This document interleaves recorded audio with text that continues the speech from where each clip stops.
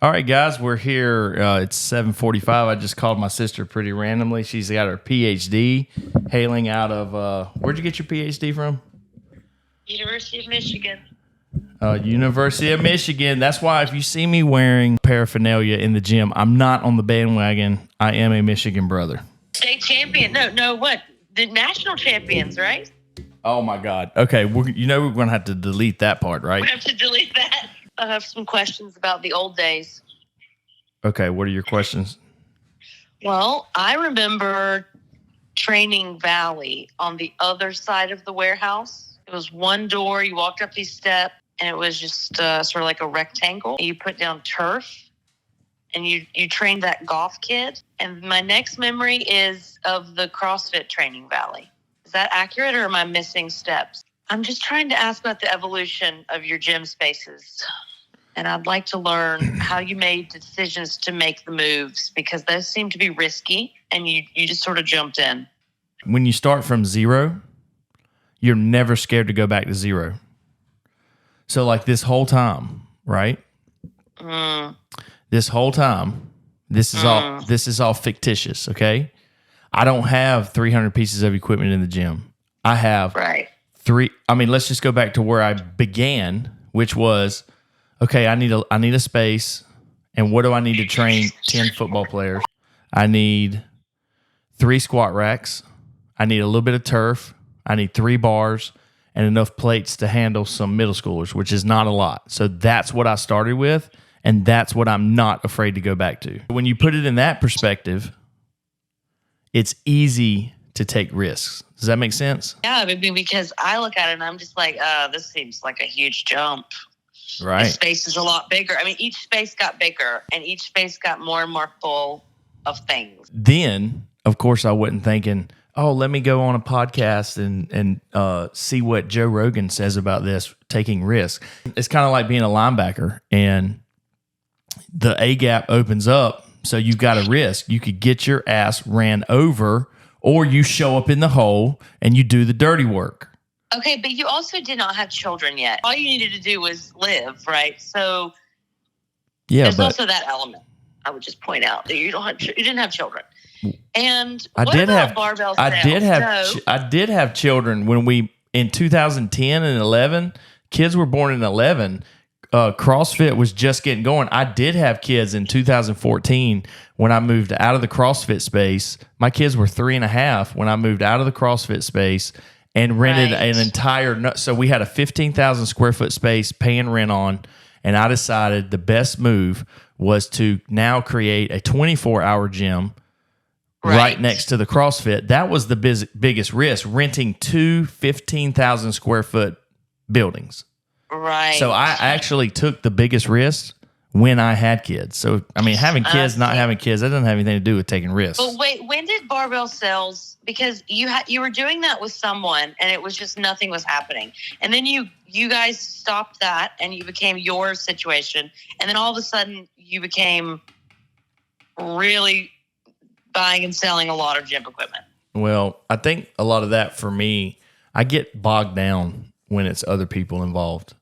Because I say 50, I mean, whatever, he'll do this, he'll do that, and then he doesn't do it, and I don't do it, and then all of a sudden, nothing against that guy. We had a great relationship. Sure. I don't even know who it is, actually. Well, I'm not even going to say his name, but I will give a nod to my first, we were partners with, we really were. We split everything. He was dealing out of his garage, and let's go. You want to go into that story real quick? Listen, we'll go 5 minutes into that story and then we'll kind of cut this off, because what happens is there's so many roads to this. If we try to go down 15 different paths right now, we're just going to confuse the fuck out of everybody. Well, I'm just going to say that you need a barbell. I mean, we're not going to put this on anywhere, but you need to have a barbell sales episode where I come on and ask about barbell sales. That's fine. Or somebody can say. And why do you think we're not going to put this on? Because I'm asleep and I have a sleepy voice. Okay, well, I'm sorry. The general question is, where did barbell sales come about? No. I'm going to interrupt you, because my question wasn't where did it come. My question is that moment where it started to work, because I remember barbell sales and it was doing nothing. To get to where it worked, I got to go to the beginning. I'll do it really fast. I had the first gym open, Training Valley, but dumbbells, kettlebells, that whole deal. Rogue wasn't out yet. Muscle Driver wasn't there. You could not get kettlebells anywhere in the United States. The only place to get kettlebells in 2007 was from the American Kettlebell Club, and they were like $1,400 for a set of 4. And wait a minute. Why? Can you explain that, please? I don't know. I don't know. That's a whole nother episode. Because let me tell you something CrossFit did do for the industry. They made kettlebells, bumper plates, and good bars mainstream. They brought about, Muscle Driver was ahead of Rogue back in 2009, and then Rogue came on the scene, and they took over, and Muscle Driver went out of business. But there for a while, the biggest supplier, Muscle Driver, I don't know if people know this, but Muscle Driver was making Rogue's plates at one time. Okay? So you got to understand how I got my gym equipment. So I called my football coach in 2006 and a half, 7, leading up to July 2007. I called my college coach, Coach Ketchum, and I said, Coach, I need some gym equipment. Who do I call? I had no idea. He said, actually, why don't I give you the name of our hammer strength rep, because he actually played football here. So this hammer strength rep showed up to my house with some pamphlets. I picked out 3 racks. Listen to what I picked out. 3 squat racks, or 3, they were actually called multi-cages. I picked out 3 multi-cages, 3 bars, bumper plates, a set of plyo boxes, and 3 sets of medicine balls. It was $12,000. Right. Okay. So I did it. And he said, it'll be ready in a month and a half. And I didn't have the money, but I was like, okay, I'll pick for a month and a half. I'll get the money. So anyway, that's how I opened the gym. I knew nothing about used gym equipment. All right. So I didn't have dumbbells, because dumbbells were like 8,000 and up. Nobody was selling Muscle Driver was not selling, Rogue was not selling rubber hex head dumbbells at the time. They were not around. The only place to get dumbbells, good dumbbells, was like Troy Barbell. I don't even want to say that name, but Troy Barbell, Ivanko, and they're super, super expensive, and that's why are these places local to you, or you're talking about America? Hell no. Somewhere in America. No, somewhere in America. Troy Barbell's out of Texas. York Barbell's out of Pennsylvania. Here I am sitting in the gym, and I'm like, I need dumbbells. So I get on Craigslist, okay? And I I wanted a pair of 60s. That's all I wanted. This guy was getting out of Peak Fitness up in Raleigh, and I go in to buy a pair of 60s, and this gym, here's the lights off. The lights are off. The only light coming in to the gym is from the sunlight baking through the windows, right? Mm-hmm. We're walking through this dead gym, and there's all this gym equipment. I didn't know what to think. He said, why don't you just take all the dumbbells? Yeah. And I say, I can't do that. He said, sure you can. I'll sell them to you for X amount. I said, holy shit, really? So it was better than $8,000. Oh my God, it was like $300. He sold me a whole set of dumbbells. First of all, the dumbbells were mixed up. You know why? Because every pussy steals the 30s. You know why? Because every pussy can curl. They can fly. They can chest press. I'm curling them 65s, okay? So anyway, they were missing some dumbbells. So he was just like, get rid of them. So, dude, the hardest grip workout I've ever done in my life is when I walked a full set of dumbbells, because I came unprepared. I think I was there to buy a leg extension, leg curl also. So I had a trailer, but I farmer carried an entire set of dumbbells about 150 yards. Okay? Wow. The best grip workout I ever had. All right, so fast forward. The leg extension, a couple weeks later, I was like, I don't really like this leg extension. It was actually an Icarian leg extension, but something was weird about it.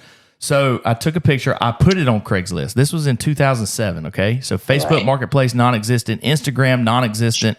I put it on Craigslist. The same day, a gentleman reached out to me who ended up living 6 minutes up the street from me. He said, hey, I want this. I'll pay $300 for it, but I don't have a vehicle. Can you bring it to me? I was like, where do you live? And ended up, he was right over the road. So I was like, sure. So I get to his house. He opens his garage.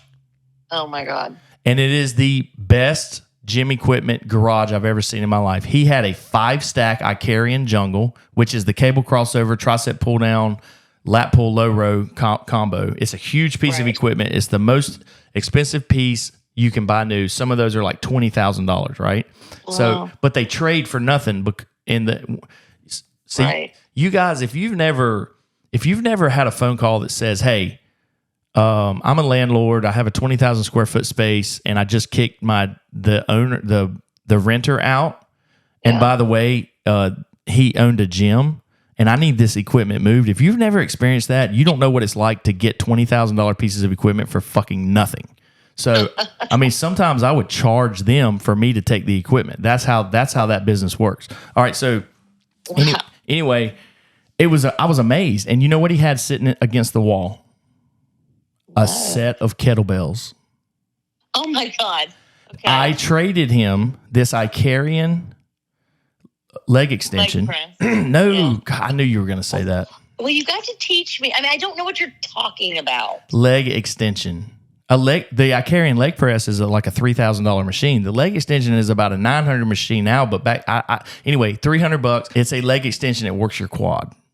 Okay, great. I traded for the kettlebells. I was happy as shit. Okay. Yes. I now have kettlebells, and I didn't have to spend $1,200. A couple of days later, this is how barbell sales got started.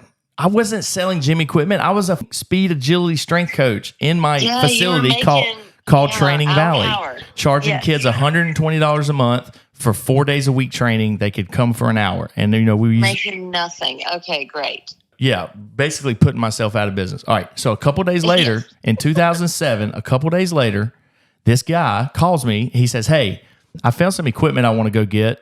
If we use your truck, I'll cut you in halfers." And I said, "Shit, that sounds good. What is it?" So anyway, I don't remember where we went. I'd have to really think, but just say we drove to Charlotte. We loaded 2 or 3 pieces up. I had an empty garage, so we stored it there.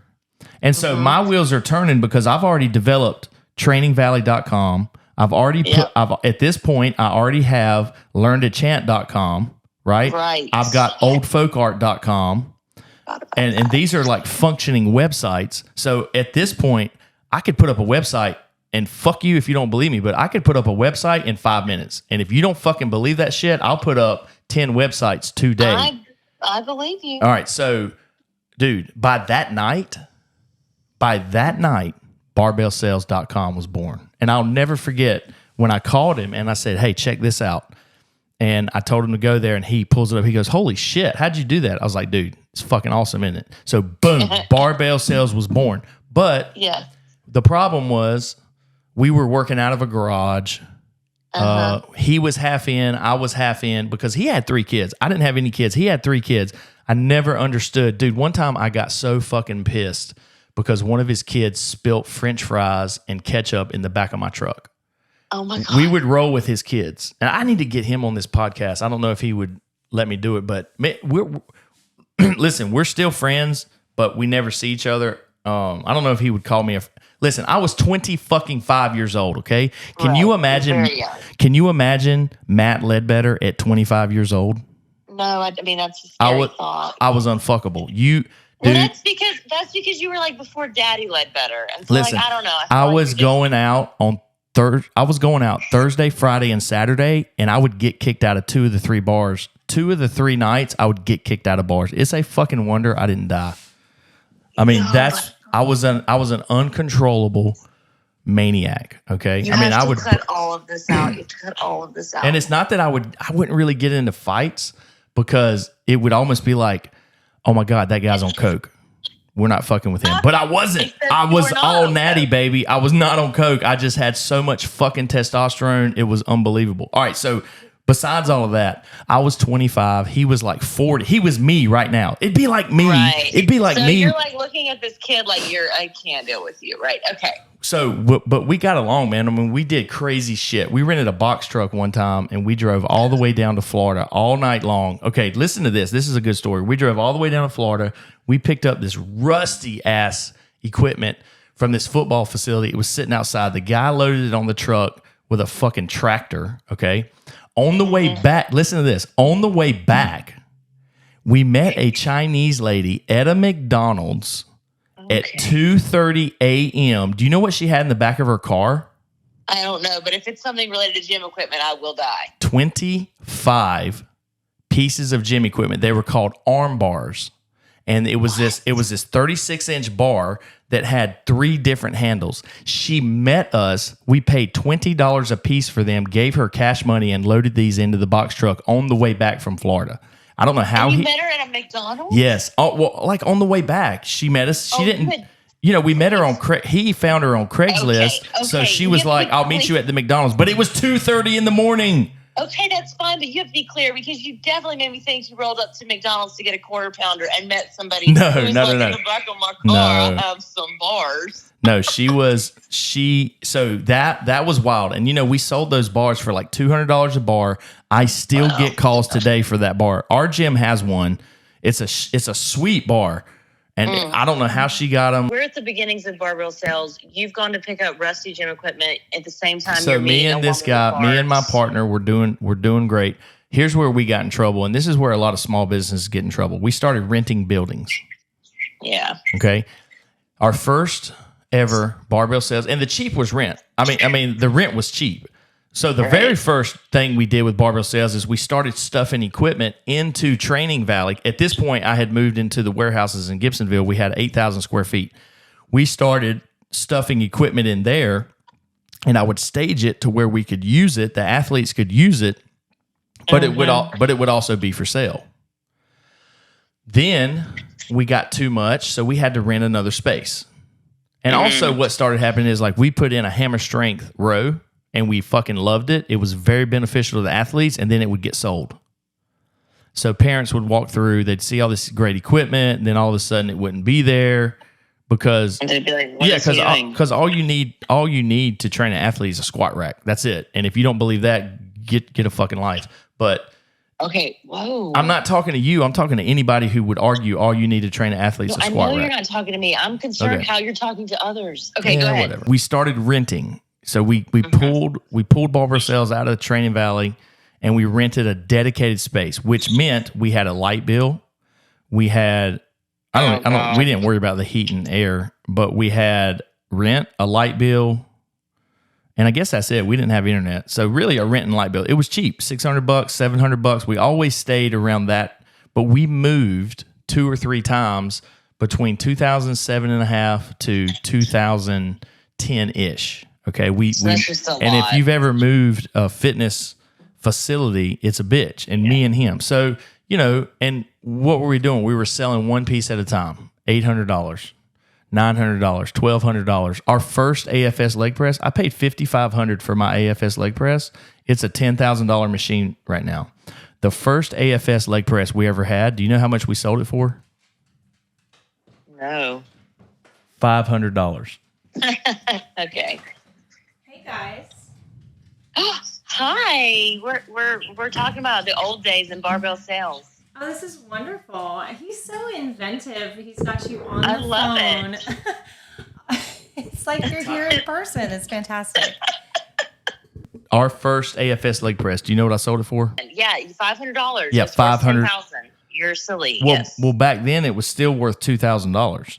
And we didn't know. We paid this is a whole nother podcast, but we paid $2,000 for the entire gym that this AFS leg press came out. So we sold the flooring for like $1,500. We sold the mirrors for $500. We sold the dumbbells for $1,000. And then we were like, well, let's just get rid of this stuff. We sold AFS. Yeah, you feel good. We sold it for $500. And if you go to Google and Google AFS leg press right now, barbell sales is coming up. Okay, exactly. So that was 20 years ago. That was back in 2008. Oh my gosh. And we don't have that anymore. So the phone call that I get every week, and I swear to God, I want the AFS leg press you have listed on your site. Bro, yeah, I bet. I'll take 100 of them at that. Anyway, depends on my mood, but sometimes it gets $1,400. The conversation can get really salty really fast. Well, it says sold, so I don't know why they call. So we're bouncing around, right? We're moving the spaces because we grow out of them. We find so. Plus, my landlord for the gym at the time, he owned everything. So I would just work with him. Hey, do you have this space? We need a bigger space, and he would call me and say, hey, I got this space available. Is it a better fit? And so 3 or 4 different spaces. And then finally one day, this guy comes to me, my partner, and he says, listen, I think I can make more money just selling a treadmill here and there out of my garage. I want out of this. And I said, really? The guy. Because it is what it is. It was fun, but I guess if you looked at the bottom line, the money was just not there. I mean, right. You know, and I know what he was looking at. Okay, we owe $600 for rent. If I find a treadmill for $100 and I sell it for $700, there goes all my profit. Right. I'm not used to that. He just put that treadmill in his garage, and he makes the money. So this is what he said. He said, I'll take $5,000 for everything in the warehouse. And I said, okay, if you'll take $5,000, that means that if somebody walked in and said, here's $5,000 for everything here, you get 25 and I get 25. He said, right. I said, okay. So I give you $2,500. He says, yes. And I want to take the Icarian Smith machine and one other piece.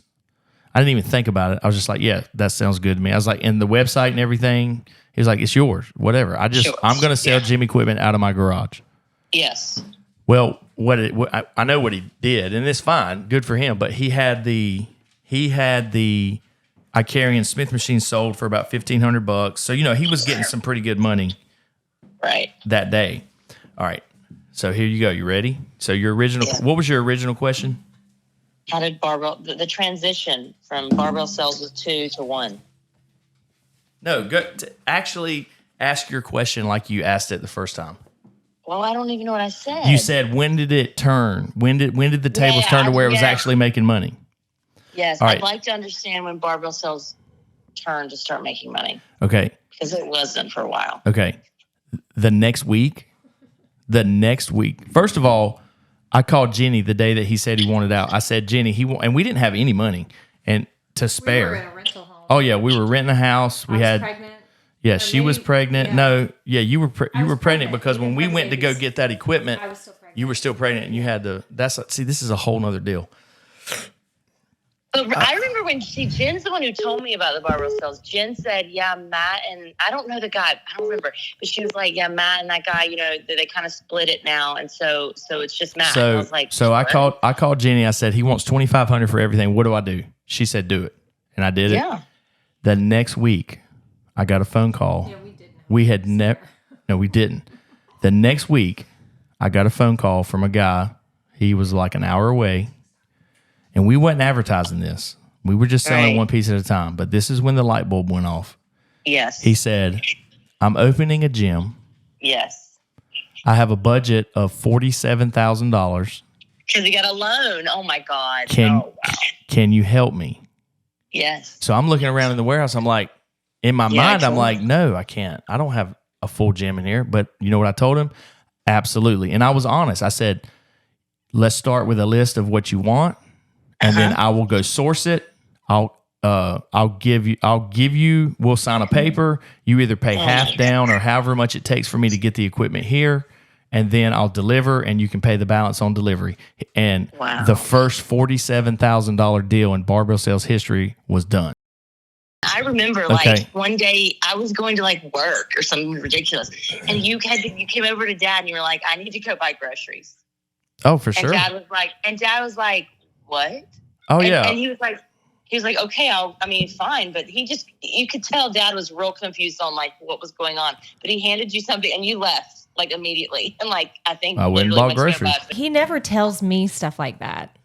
Oh, you don't know that, Jen? No. Oh, God. So you didn't know that I emptied out the drink machine at the gym one time? Remember when you called me and said you had two infants at home and said, Matt, they just cut the power off. And what did I do? Okay, that I do remember. And, oh, my God. And he emptied out the drink machine and went and paid the power bill. Okay, so that's how broke we were. I don't know why, but I did. I didn't know that story. So I filled the drink machine at the CrossFit up. I filled it up with bottled waters, and it held 300 bottles of water. We sold them for $1.50 a piece. The drink machine literally had close to $500 in it. Oh, my God. And I was like, holy shit, yes, this is great. My power bill. Oh, my God, it was absolutely nuts.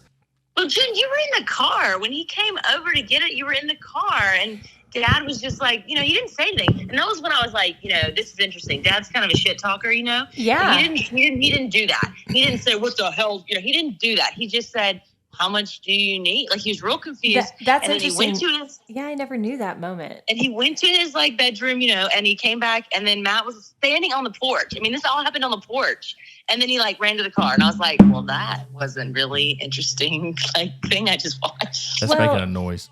That is a testament to really how far we have come and how gritty we have been in the last decade plus. Let me tell you something. I mean, there have been nights where I think our foreplay was laying awake talking about how we were going to make ourselves excellent and make each other excellent, Yeah. I told somebody this the other day. I said, and this has been said a bunch of times, but there's a big difference in being poor and broke.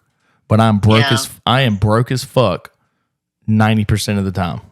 And that's it. But do you know why? Because we're still chasing the helicopter in the story. Yeah. And that explains it. We got off of what you were saying. There was this one deal I did, and this is a niche. Emergency gym equipment on demand. And what that means is I had this gym call, and they said, our landlord just kicked us out, and he's not letting us take any equipment. We've got 500 gym members, and we have another space, but this all just happened today.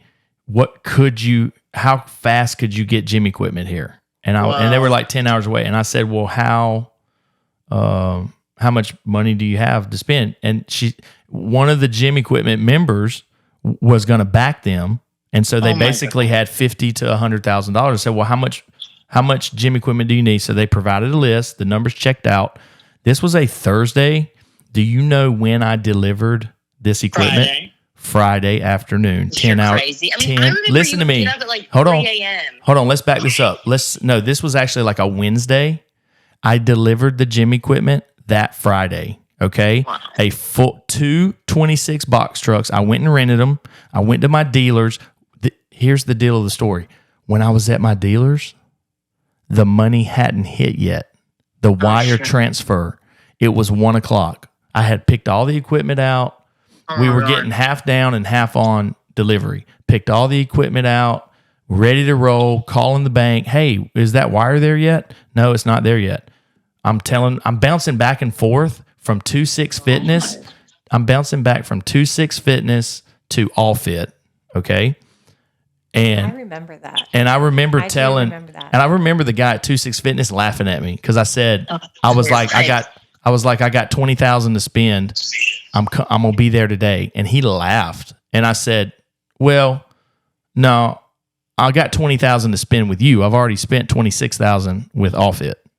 And that shut the motherfucker up. So I went and did the deal, and that's that. Now, so finally, it's like 2:00, 2:30, 3:00. Finally, the bank called. Yes, the wire's here. And so then I was able to pay, load the trucks up.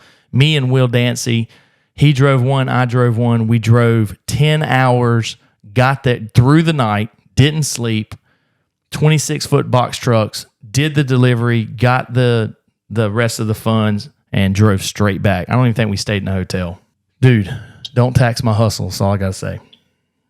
Okay, but now I'd like to have a couple more questions. No. We got to stop. We're 34 minutes. It's going to take me 3 hours to edit this. Yeah, I know that. But you, so it's fine. We'll just redo all this. But I'd like to understand the end, not the end, but kind of the end of barbell sales. Like now we're at the peak. Where barbell sales is still going. I'm still peddling gym equipment. I got a rare rotary Cybex rotary shoulder that I'm trying to pimp for like $4,200 right now. That is the beauty of your. Go ahead, Holly. Well, that's not your primary income anymore, though. Like you don't do barbell sales, right? It really does ebb and flows. Really? All of his stuff really does. Let me tell you something. I've only truly met in my life. Well, now since the auction, I've met more. But back in the day, my parents used to say, "You're burning the candle at both ends. You got too many irons in the fire." Then I met a millionaire. You know how many businesses he had? 9. Yeah. He had 9 different businesses. And I met him when I was about 26, 27. That is when I decided I'm not listening to anybody when they say, "Oh, you got too many irons in the fire." Dude, you don't know how late I can stay up, and you don't know how early I can get up. Yeah. And that's the truth. I've been a soundboard for people where they say, don't you guys think that you've bit off more than you can chew? I've heard that. Don't you think you've bit off more than you can chew? And when I hear that being said, or when I hear somebody say, hey, you're doing too much. Yes, you got too much going. I can't make him stop. I can't say, and nor would I want to, because I think it would deter from who he naturally is.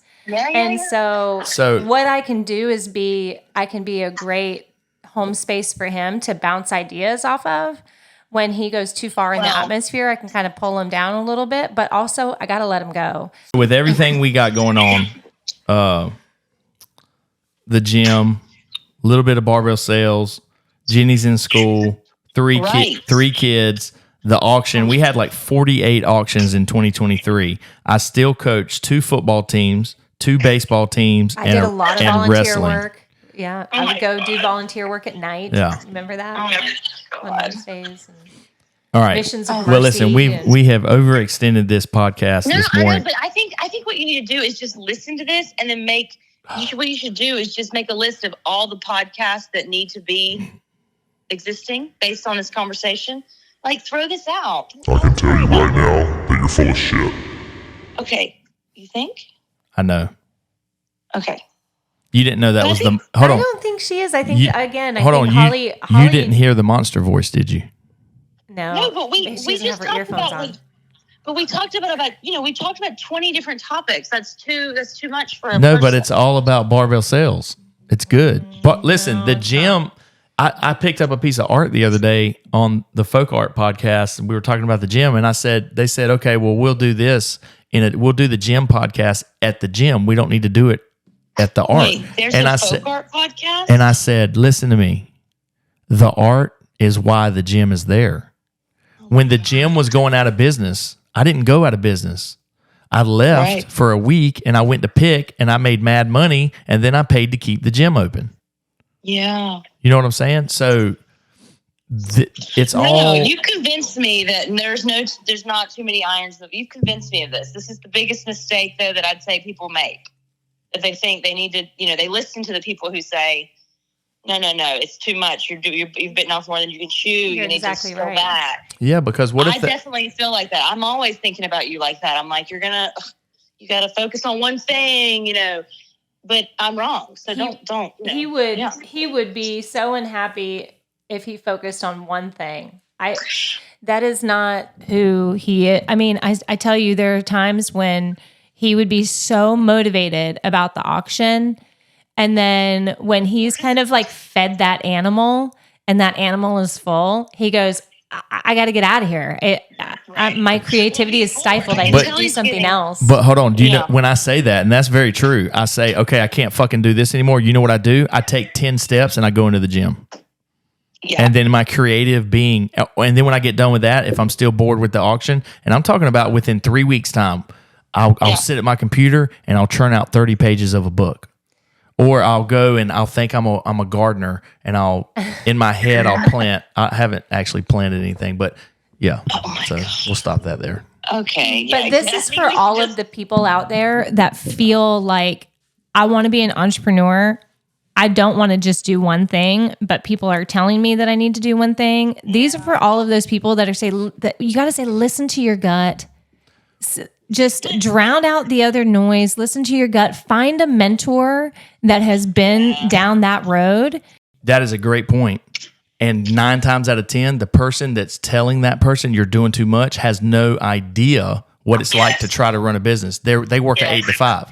It's like it's like Dad. He always worked for himself, but he never ran a business. So he has no idea that, okay, so we're packing and shipping right now. I just spent $3,600 on packing material.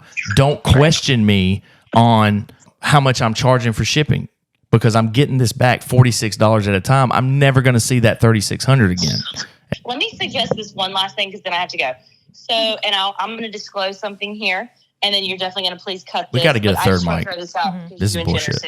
So I'm an adult And the last 2 years, I've really struggled with some things in terms of focus and not essentially. I chased. Are you talking about you or are you? Is this? She's talking about her. Talking about me. No, Okay, she go chased her dream. She's talking about her I'm talking about I will follow the thing that lights my brain up. So if today that thing is X, I'm going to do that at the expense of not doing the Y thing that I should be doing. Now, what we have decided and realized is that I probably have, whether a lot or a little, what we call adult ADHD. Now, you sound very similar. I mean, you're making money off of Let this. me tell you We're the difference. Making it a negative. Let me tell you the difference. I wonder if you have like a touch of like your attention can be pulled in particular directions. No. And let me just say, this is where like, not like you're addicted to crack cocaine or anything ridiculous, but this is where like addictive behaviors and like compulsions that you can't really control. And most of the time, people who are high functioning turn it into something really good. Like, I'm really educated, except, that's silly, right? But that's because I've turned my compulsion into something that society doesn't say, oh my God, you're an alcoholic. It's so negative. So I would just throw that out there. No, let me pause you for a second. You ready? You think I'm crazy? Okay. No, listen to me. Let me tell you the difference. You said you bounce back if you feel like doing X today, you do it if you feel like doing Y today. Does your X and your Y make you money? No, and it doesn't meet my goal, like my long-term goal of finishing X or doing Y, getting this job. Like, so when I bounce back and forth to A, B, C, D, E, I have set it up, and you have to set this. You personally, I don't know what it is, but you have to set it up to where your A, B, C, D, E, F, G, they all make you money, and then it doesn't matter when you bounce back and forth. Right. And I have done that because I can't be stagnant. I have to be stimulated. And let me tell you one of the best things I ever did. I took typing at my sophomore year of high school, and I can type 83 words a minute. Okay. Really? So when I sit down at a computer, how many words can you type a minute, PhD? I don't know. I've never tried, but I mean, I'd say a lot, but go do an online typing test. You just Google online typing test, and boom, it pops up right there. As soon as you start typing, it starts doing it. You can do 30 seconds a minute. So that is one thing that helps me be creative because I can type as fast as I think. And so when I'm when I'm working on a book or two, boom, I mean, it's coming out. So I have that extra creative stream that is like D, A, B, C. That's my D, right? But I have to go because I have to go teach for like real humans. But wait, where do you teach at? Tell everybody what you are. I am a professor of Islamic art history at Oberlin College in Ohio. That is really cool. So you got your PhD. Where'd you do your undergrad? I did my undergrad at Sweetbriar College in Latin and Greek language and medieval and Renaissance studies. Yeah. Then I did a master's in the history of art at the University of Texas at Austin, and then another master's in English literature at Western Michigan University, and then a PhD in art history at University of Michigan. Okay, and I'm finishing. I'm not finished yet. Have you ever lived in the summer? So you don't technically have your PhD yet? No, I'm finishing in the summer. Then you'll have to call me doctor. Okay, so that is really cool. So, have you ever lived out of the country? I have. Where? I have lived. When? How long? Quick. 2018, 2022. I lived in Jordan, in the Middle East. 2022 to 24, I lived in Egypt. Off and on, and now I'm back in America. Did you ever? I think that the prices are way too high, by the way. Did you ever ride a camel? Yes, I have ridden more camels than I admit to, than I wish to admit, actually. The scariest part about riding a camel, and this is what they don't tell you, so if you ever do it, this is a tip. Riding the camel is really fun. You will get used to their funky gait with their very long legs and their steps. It's actually getting on the camel. So what you do is they ask the camel to sit down. And then, so you just hop on. I mean, it's not even a jump. You just put your leg over, you get on the saddle. But then they have to get the camel to get up. And if you've ever seen a camel get up, they have to their back, lean forward. It's their back legs. Yes. So then you fly forward, then you fly back. And I have never been more scared that I was going to fall off in that moment. And they're like 8 foot in the air, right? Oh, they're really tall. I mean, taller. My gosh. So it'd be like sitting on top of a basketball goal falling off. No. And then, the thing about it is these saddles are not like a Western saddle that really, connects with your bottom and really cushions you and holds you in. These are just kind of, they're basically blankets that are thrown over the camel and tied on. And, then they have a very interesting gait because they have these really long legs. So you kind of just feel, you get used to it, but it's a little scary. Okay, wow. I got to go. All right. But have a good day. Jen, I want to know more about homeschooling. We'll talk about it another time. 47 minutes on the podcast. Bye.